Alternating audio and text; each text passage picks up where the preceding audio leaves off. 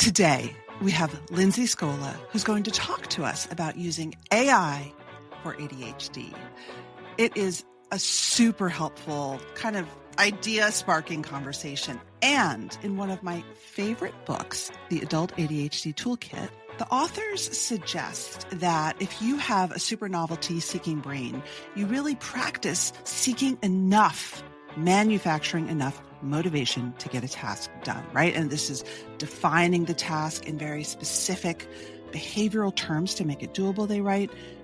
And most importantly, nailing that first step. And so what Lindsay shares is how AI can really help us all along the way, but nail that important first step when you're feeling a bit overwhelmed or like you just can't get through a task. So it's a great conversation. Enjoy.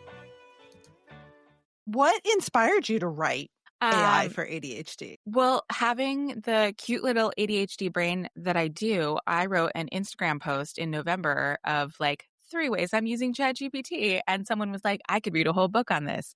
So having ADHD, I was like, I should write a whole book on this. That's the best idea ever. Oh my God. And as we know, with people with ADHD, you can have a to-do list that looks like schedule a dentist appointment, buy eggs, write a book, learn Japanese. And they all have the same equal importance and need to be done right now. So, I am like a newer ADHD diagnosis. I got diagnosed at 41, but also am somebody who learns by teaching. And so as I was breaking down things into analogies that my brain could understand about what executive dysfunction really meant, I wanted to share it with folks. And so the book breaks down into the first chapter is what is executive dysfunction and why is it challenging, but why do we also have these superpowers? The second chapter is what is AI and how do you use it? And then it gets progressive into how you use it in day-to-day activities, how you use it for writing, and then making sure that it's fully rounded with how do you not get over reliant on it and how do you use it ethically. I think a lot as I've super embraced AI about how when I was a kid, I used to be able to like remember all my friends' phone numbers and my parents' work phone numbers and the movie theater phone number so I could get movie times because life was exhilarating before the internet. And like now the only number I can remember is my husband's, and it's basically because we share the same like Ralph's discount code at the grocery store. So I get very nervous about like losing parts of my brain if I don't use them correctly. So how do I balance out this awesome tool that makes my life so much better with making sure that it doesn't replace like human thinking? Human thinking, right. I mean, there's always a little ethical twinge when you open up the ChatGPT. One of the things that got me thinking about your utility is your sort of genius insight into this utility. As a client of mine, I have no idea if she has ADHD, was like, I hated always starting with a blank page. And with ChatGPT, I don't have to anymore. Like I use it as a thought partner. And I realized, oh my gosh, I use it that way too. It's a way of sort of coaching me along, and it's really helped my procrastination. Absolutely. I mean, that's really how I got started in this was, getting diagnosed with ADHD at 41. I had so many aha moments about my past, but I did not have any tracks to get moving again because as those of us who have hit perimenopause know that suddenly you feel, well, especially with ADHD, you feel like a toddler in a middle-aged body. And I was like just ping pong balling of every possible anything that was going on in my head to the point of paralysis with actually doing anything. And, one of the things that was so enticing for me with ADHD, with AI initially was that I am a really bad visual processor. And so I make a lot of typos. I spell like a second grader and I lose words. And so I was getting to this point where I was like really dumbing down my writing because I didn't want to use the wrong word because a lot of spell checks will pick up that you spelled it wrong, but not that you used the wrong word. And so if there was like a multi-use word, like I wouldn't use it in the event that I used it wrong and I looked stupid. And then you start getting hung up on this, like, do I start with the or once or and then all of a sudden I've like forgotten what the rest of the sentence was supposed to say or what the general idea of this thing was. And so at first it was like a super fancy like proofreader of just like check that this sentence has like an adjective and an adverb. And then it was like, okay, make sure I use the right word. And then it was like, okay, make sure that everything is spelled correctly. But then I was like, when I hit that place where it's like the card catalog in college and I can't find the word that I'm looking for, I'll just type a blank line and I'll I'll have AI figure out what that word could be. So I keep writing versus the like, I'm going to stop until I think of what that exact word should be. And then it became sort of like this, trapeze artist with a net. It was like, I can get super creative and let all of my writing come out of my head and just free type and then use AI to help me structure what I'm trying to say. And, sometimes it does it and I don't use a single word that it's provided me. But most of the time it's just taking what I've said and putting it in a different order or filling in a gap for me.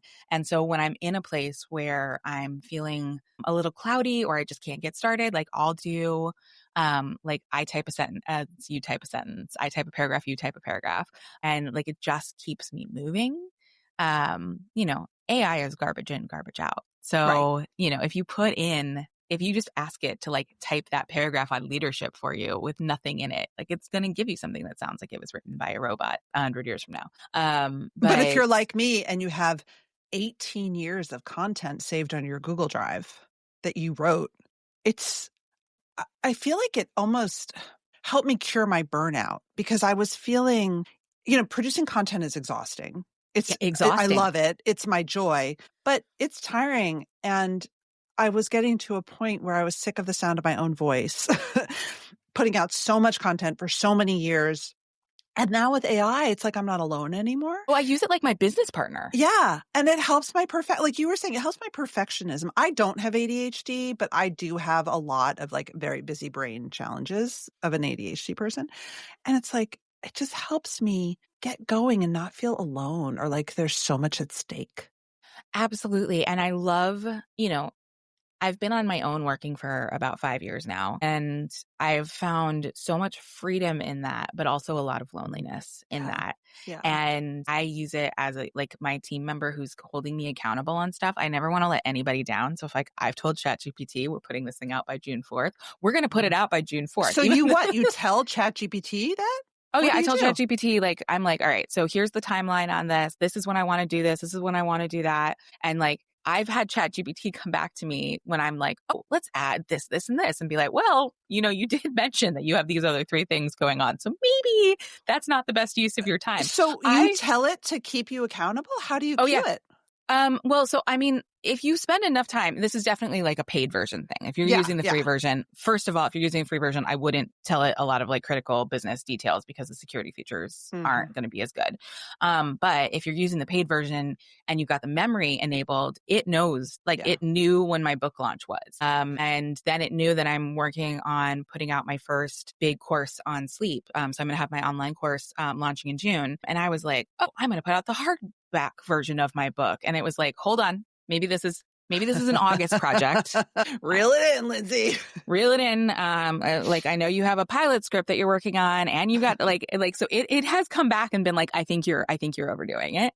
And I was like, I had edited a chapter of the book so many times with it that even ChatGPT came back and was like, I think you can move on. Like, like let's not be perfect, be the enemy of like finished. When you spend enough time with it and like you train it to think and work like you, it's really funny in the way that it sort of like models your behaviors back. So ChatGPT can do something called hallucinate, when it just gives you something that is like not correct or anything that you asked for and like out of the blue. And I responded with like, that's not remotely close to what I asked for. And it responded with, woof, I really botched that. And I was like, oh yeah, nope, this is me, coming back in robot form. I really have used it as like my assistant / business partner / accountability buddy to just not feel as alone on these things. And then I love saying stuff like, remember when we workshopped that thing, 2 weeks ago, and like see what it comes back with. And usually it's pretty good. So Lindsay, like me, you spent a lot of years in politics, and politics is really great for people like us because it's just a wonderful place to put all your anxiety. And it also is so urgency driven, right? That it doesn't give you a lot of time to experience the sort of what ifs or the, like you said, where you felt like you were kind of swirling and you didn't know what to do next. It's just not an option. You're just full of a lot of people who are just completely acting like their hair's on fire, even if they don't have to. Yeah. And dopamine focuses on that. It's the most dopaminogenic I mean, I don't know. I would imagine like Wall Street trading is probably pretty dopaminogenic, and I don't know, jumping off cliffs, but politics is pretty good. Yeah, no, because I'm someone who feeds off that sense of urgency. Yeah. Like I've always loved that phrase, the fierce urgency of now. I worked for Barack Obama for a long time.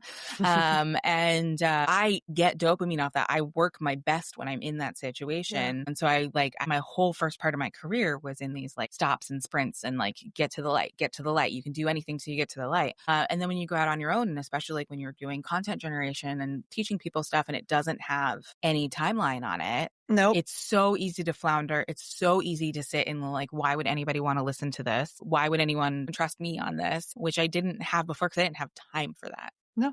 And also, even if you don't have executive dysfunction, just staying accountable, staying on track, not losing the day, So I wanted to ask you, what was the impetus to get you diagnosed when you were in this phase of your life? Was there an aha moment, or was it just a hunch? Yeah, I had sort of a confluence of things all come together at the same time. I mean, now that I know what it is, I can see symptoms of this as a small child. Right. Like, I always had an injustice sensitivity. I staged my first walkout in first grade over unfair treatment in the lunchroom.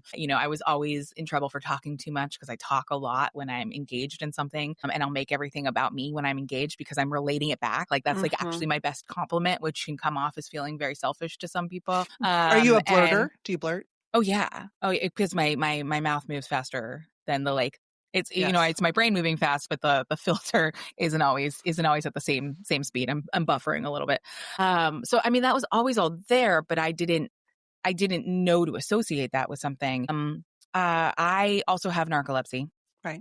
And I was diagnosed at 35. And listeners, Lindsay and I have a great episode on that, actually, which I will link to, and you should go back and listen to. Yes, absolutely. It's one of my favorite what are we doing? Podcasts I've ever done. Talk about losing words. I know. And, when I was 40, I had been on Ritalin for quite a while for narcolepsy because it has a wakefulness component to it. And narcolepsy doesn't have a novel treatment. It has, you treat symptoms. And one of those symptoms is, excessive daytime sleepiness, which ADHD stimulants can help. And so I've been on Ritalin for a while. I was doing really well on Ritalin, but I was really focused on this wakefulness component of it. So I was sort of going up and up on the dose, and I started having really bad panic attacks. So my doctor put me on a non-ADHD stimulant. And so I start having some of these symptoms pop up that I hadn't necessarily noticed. And at the same time, I have a pilot script, and my producing partner was like, I really think there should be a neurodivergent character in this. And I was like, great. And we gave a woman in her 30s ADHD. And I felt very familiar in my brain, at least, with, little boys with ADHD, like bouncing off the walls and like causing problems.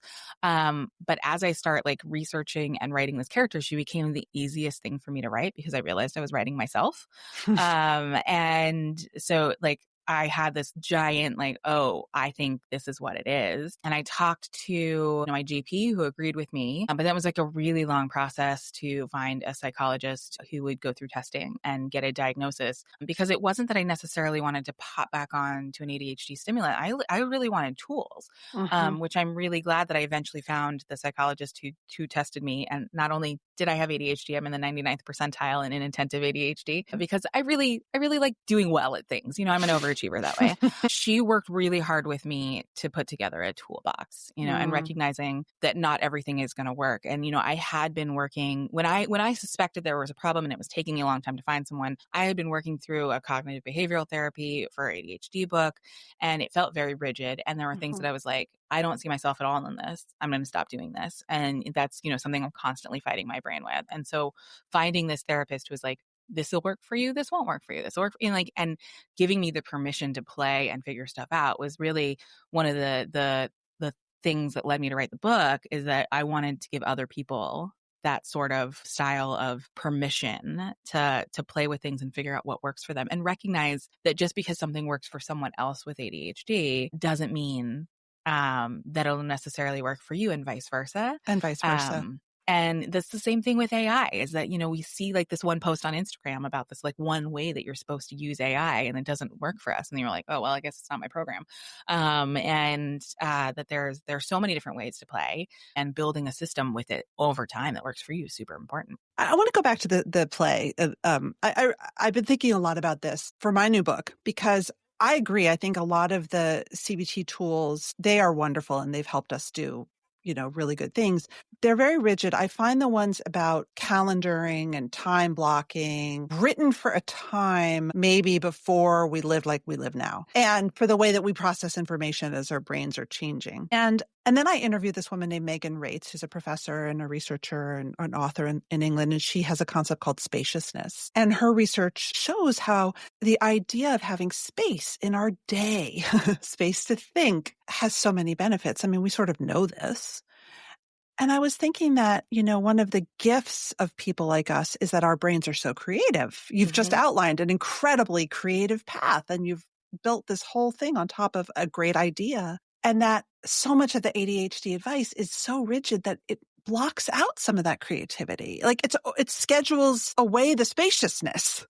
Yeah, no, absolutely. So I'd love to hear your thoughts on that and how you build in spaciousness and time to play. Yeah, I mean, and I think, talk about coming out of politics and government, was that I was in sort of a very rigid space. And so it was like I didn't have time to ruminate because I was, working on the next thing. But I also didn't have this time to like see where my brain wanted to go on things, because there wasn't that opportunity to do that. And, people with brains like this is that we see systems that other people don't see. We see fixes to things that other people don't see, but you need to give your brain the space to be able to do that. And as a sleep coach and an educator, I really work with people on their schedules to build in the flexibility that their productivity is going to shift.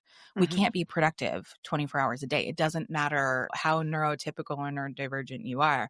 No one can be productive 24 hours a day. And we start seeing this advice out there, like wake up at 5 a.m. and do this, this, and this. All of us are biologically programmed differently. So yeah, there are people who wake up at 5 a.m. and they do their best, most strategic thinking at 6 o'clock in the morning. And we want to focus them on that. But if we ask them to go and be super creative and be at events at 9:30, 10 o'clock at night, like that's going to drop all of their creativity. Right. But the same way we can't force somebody who naturally wakes up after the sun comes up and then say, like, you need to do all of your most creative and strategic thinking first thing in the morning. I am a night person. So an 8 a.m. meeting for me is an act of violence.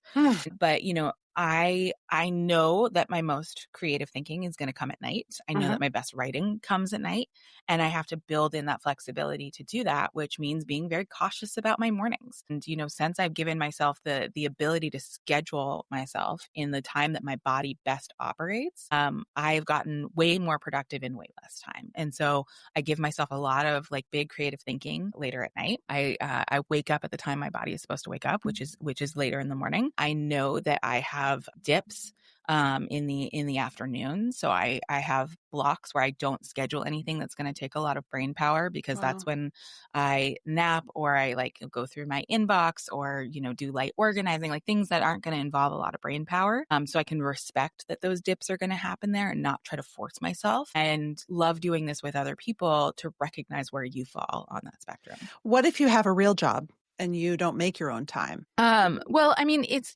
possible to do that too with whatever job that you're doing. Yeah. Now, I mean, if you have shift work and you have to be at a job at a specific time, like there are definitely things that we can work with in that about shifting your schedule. But if you are in a 9-to-5 job that's in an office, and you know that you are one of those morning people who wakes up really early, schedule your big important meetings first thing in the morning. You're going to have a dip between like 12 and 2. Don't schedule big, crazy stuff in that time, and then schedule more big, like thinking things a little bit after that. But then if you're one of those super early morning people, don't do a lot of like activities at night that are going to require you to be on your game, recognizing that your best stuff comes in the morning. So if you want to like close business deals, like your best thing is like a breakfast meeting. Right. Not a dinner. Yeah. And if you're somebody who is like, takes a couple hours to warm up in the morning, don't try to impress people at a breakfast meeting. And then there's people who, sort of rise and set with the sun. Like you're going to be at your game at 10, 11 o'clock in the morning. And like, that's when you want to have like your big, opportunity. And so I encourage people to build in time for napping, which, if you don't have an office that allows you to do that, there is nothing wrong with going and taking a 15-minute nap in your car, or talking to your employer about finding a place, because we are actually like way more productive when people have the ability to do that. unless you are someone who struggles with insomnia, in which case I don't recommend napping, because you want to have all of the sleep pressure to be able to go to sleep when you need to at night. But we can build flexibility into our schedule no matter where we're working. I want to be really respectful to people who are in like certain shift work professions that require them to be on at certain times that aren't necessarily biological. Totally. But in a way, shift work is great. I have friends with a lot of nurses who, make shifts that totally work for them. I think what's really interesting and what I love about your work is that you give people permission to just really be themselves and accept that productivity is not forcible after a while. No, and sleep isn't forcible either, which is why I got into this, is that all of us got handed this stupid sleep hygiene handout, and it was like a checklist that you do all of these things or you are doomed to be a shitty sleeper for the rest of your life. And that's not how it works. It's like really small incremental things that work for you, because the truth is that effort is the enemy of sleep.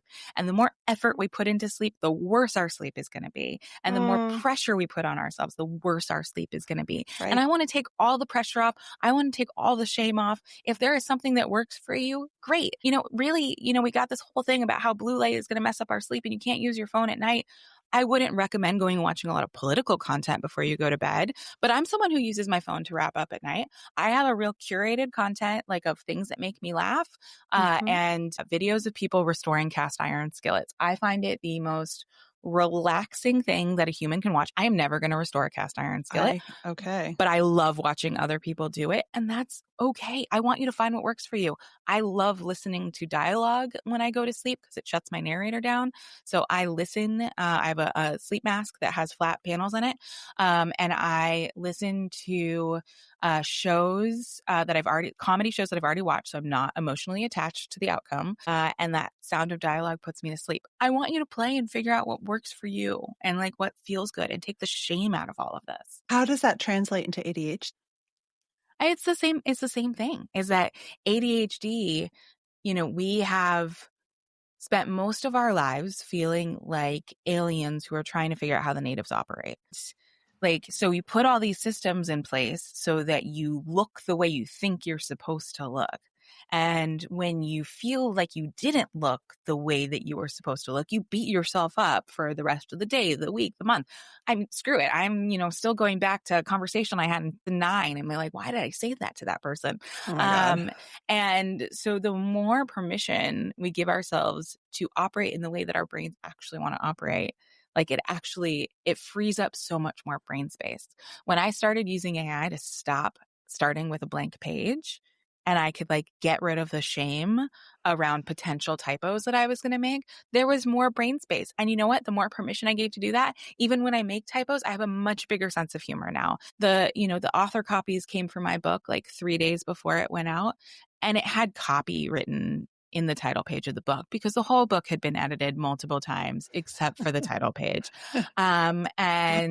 Which is also the most ADHD thing you could possibly do. So people probably thought this was a marketing stunt.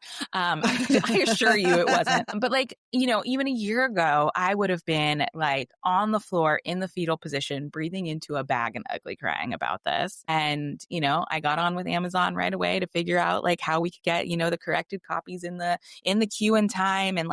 And then after that, I laughed about it and we made a video about it. And I shared this with other people that mistakes are going to happen and that's okay. And no one is going to judge me for being an idiot or not prepared. And if they do, that's on them. And exactly. I have so much more brain space for the things I want to do now when I'm doing a lot less of the panicking about looking stupid. Absolutely. Absolutely. Oh my God. Yes. So I just want to get really nitty gritty here for a minute. As someone who's very literate about ADHD, but also newly diagnosed, what would you say are your top 2 or 3 work-focused stumbling blocks or traps? And then talk us through how you're using AI or other tools to manage them. So, the first is using it for the writing that's not important to just get it done. Yeah. I really hate writing follow-up emails. I get stuck on them. I'm like, did I say this thing right or not? Now I use a AI note taker in my Zoom calls called Fathom. It gives really great summaries afterwards. I love Fathom. It gives great to-do lists. So when that comes in, I look at it immediately, does this say the right thing? Are the to-do lists correct enough? And then I throw that into ChatGPT, which I have trained a personality snippet. If you don't know what that is, it's in my book. I also help people do their own personality snippets. You can find that on my website. But then I give that Fathom list in ChatGPT and say, make this sound like me. And then I send a follow-up email out within 10 minutes after a meeting. And nobody cares if I spent 3 hours writing the prose of that email. They care that they got the information. We are blessed to have a lot of friends who are writing really incredible books and have all this stuff out in the world, and that I want to amplify. And some days I don't have the brain power to write that super clever thing about it, but I know what I do want to say. And so I can go onto ChatGPT and say all right, I want to say that this book does this, this, and this. Can you write me a very short LinkedIn post about this, where it can clean up my prose from my just get it on paper mode, so that I can put out something really quickly, versus spending the 6 days to think about what I want to say and then not actually doing it, and then beating myself up for not actually doing it, and then feeling like I waited too long and I can never actually talk to this person again because there's so much shame and regret that I couldn't spend the 10 minutes to just write the damn LinkedIn post in the first place. Right. So giving myself permission to use it that way, to just get stuff off of my plate, so that I do have the brain power for the creative writing and content generation, and helping me repurpose stuff that I've already written. Especially when you're a perfectionist, there is a feeling of oh my God, someone's already read that sentence that I wrote.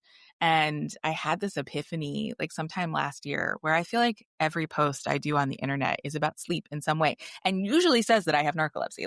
This has not been any sort of secret kept by me.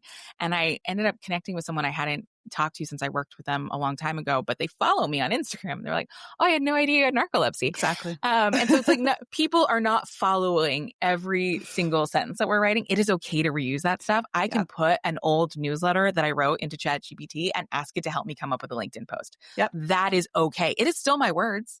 Yep. And one of the best things about ChatGPT is that it will use my words to give me pep talks when I am having imposter syndrome. So that is the third one. And I highly recommend this. Is when I am what am I doing? Why would anybody want to listen to me on this? I ask for a pep talk, and it uses what I've written to come back and tell me why my work is important. And that has been so hugely helpful for me. Wow. That's amazing. And then the other night it told me to just stop asking and go to bed. Go to bed. Yeah. It told me to sleep like the badass that I am, which was very appreciated. But it was I think we've had this conversation enough. You can go to bed now. But it's given me some really brilliant pep talks. I mean, that's why it's so effective in therapy, right? I mean, the studies are just unbelievable in terms of efficacy. It's funny. I was thinking about this because it's when you were saying that, I mean, so I love to write, and writing is very easy for me. What I get overwhelmed by, and my biggest stumbling block, is feeling overwhelmed and stuck in perfectionism. So what I use it for is I will take huge pieces of data, 60 slide PowerPoints, my manuscript, whatever. I had to write a lot of video scripts recently. And I just was and I've handwritten video scripts for years, but I realized I just get frozen because I try to boil the ocean. And so that to me has been the single greatest utility, is that it just helps me get out of my own way. And then I spend a lot of time tinkering because I love to write. So I often sometimes rewrite it's easier to everything start with sent me. editing than it is to start with writing. 100%. I rewrite, but the anxiety is gone. No, because I want to explain everything. And then I get in my head about, okay, well, should I start with this explanation or start with this explanation? Yeah. And so that has been really helpful for me in terms of when I write my weekly newsletter about sleep, is I'll be okay, I want to talk about this, but then what if I don't explain that? And what if this person didn't read this old newsletter? And so I love being on podcasts. Being on podcasts as a guest is one of my favorite things that I do. So I will ask ChatGPT to interview me like a podcast host, one question at a time. And I'll be all right, tomorrow's newsletter is on sleep apnea. I don't know what I want to say about sleep apnea, but I'm going to be on your podcast about sleep apnea. And I want you to give me one question at a time. And then some answer that I give it. And it's really, if you want to talk to it, the app on the phone. Mm-hmm. Like I'll have interview me and I'll talk to it on the phone. Like if I need to get started on something and I'm in the car, because in LA we spend, Of course, 18 hours in the car. hours in traffic. I'll have it like interview me on my way home. And by the time I get home, I've had all this great content that I can pull from to write my newsletter. And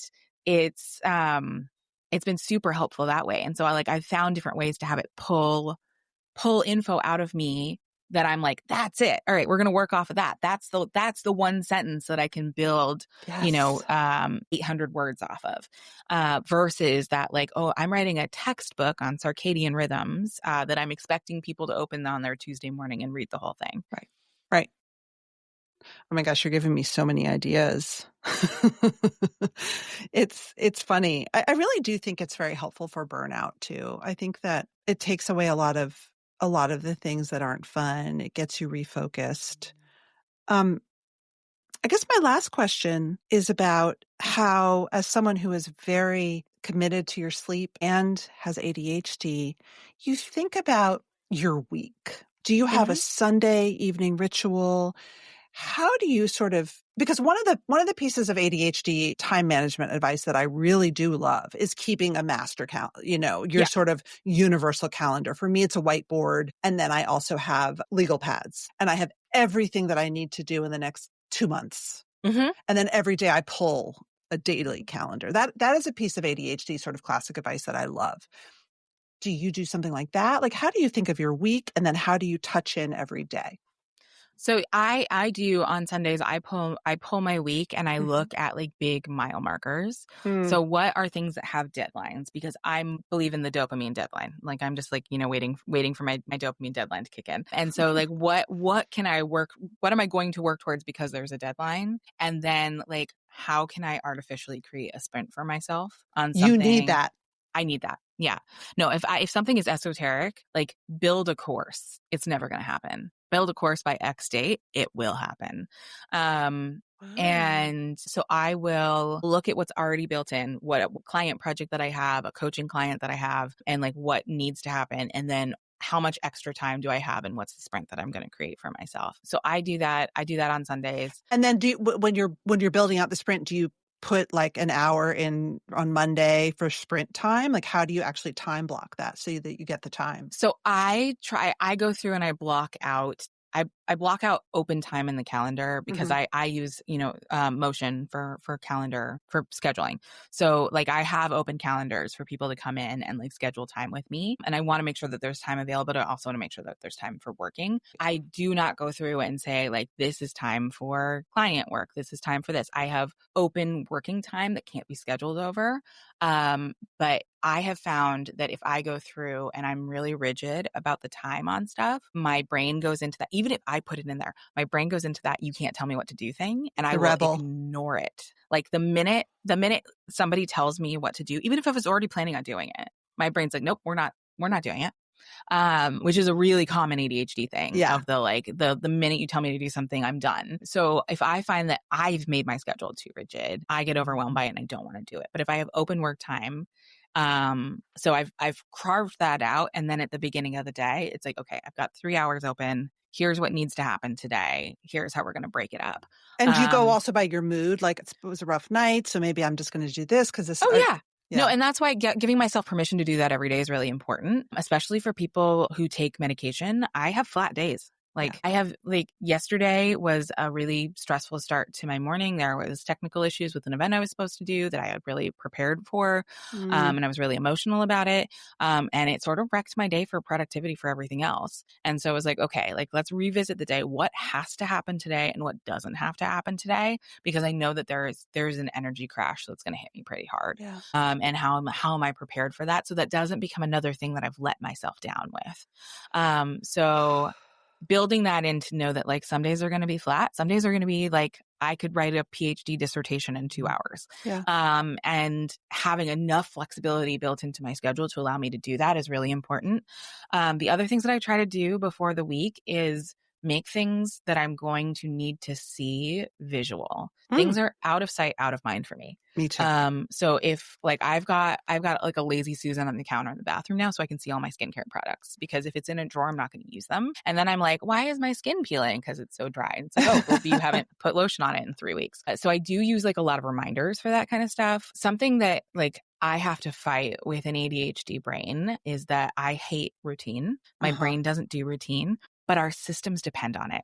So especially for sleep, it's not a to-do list, but your brain's looking for cues that it's time to move on to the next thing. So I set an alarm for 10 o'clock. I go to bed pretty late, but I set an alarm for 10 o'clock to like wash my face and brush my teeth. So like that's the first indicator that like bedtime is going to come at some point in the near future. And so to make sure that's done, I also I lose all of my willpower after a certain point. And so I'd be like a bad late night snacker, which messes up my sleep and my perimenopause waistline. So if I brush my teeth, I stop snacking. So I try to put that type of stuff in place so that it's like visual to me, which I've had to do for a lot of things, like my sleep mask that I'm obsessed with, that I get my sound on at night. I always forget to charge it because the outlet was like on the other side of the room. And like the concept of like waking up in the morning and walking it over to an outlet was too hard for me. So now there is a cord that is plugged in that like runs along the wall toward the nightstand. And it is actually like on a stickered clip on the nightstand. So it is the first thing I see in the morning. So I'm like, this thing gets charged. That's brilliant. Because I was like going through this thing where it was like, go to put my sleep mask on at night. And then I'm like, oh God, it's dead. So then I put the earbuds in, which of course like fall out or die. And then I don't charge any of them. So then the next night I'm putting in like a corded headset, which then I'm not charging my phone because the corded headset is plugged in and it's like wrapped around my neck. And so I wake up choking with a dead phone. So, trying to make my life as visual as possible and not panic in the moment. I think that's brilliant. Well, thank you so much. And of course, I will link to your book and all your great work. Thank you. That's it for this week's episode of The Anxious Achiever. If you love the show, please follow us and tell your friends. Write a review. It really helps us spread the word. Talk to you next week. I'm Morra Aarons-Mele.